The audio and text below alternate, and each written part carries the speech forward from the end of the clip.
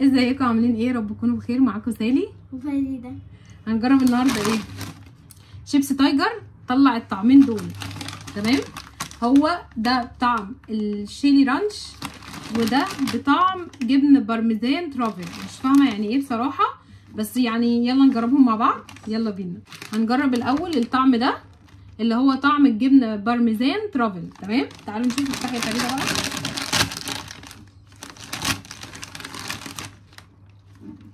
هو طعم لا ريحه جبنه، ريحه جبنه يعني.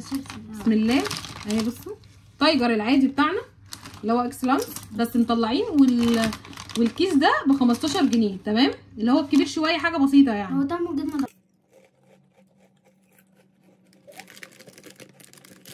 حلو قوي. طعمه جبنه يعني. جبنه بس، جبنه بس. فين الترافل اللي عليه؟ مش عارفه يعني ايه اصلا. ده عجبني، ده حلو قوي.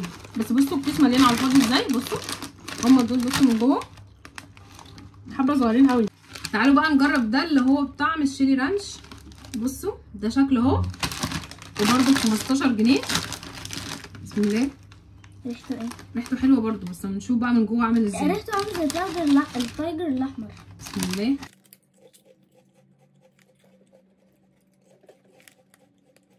حلو برده.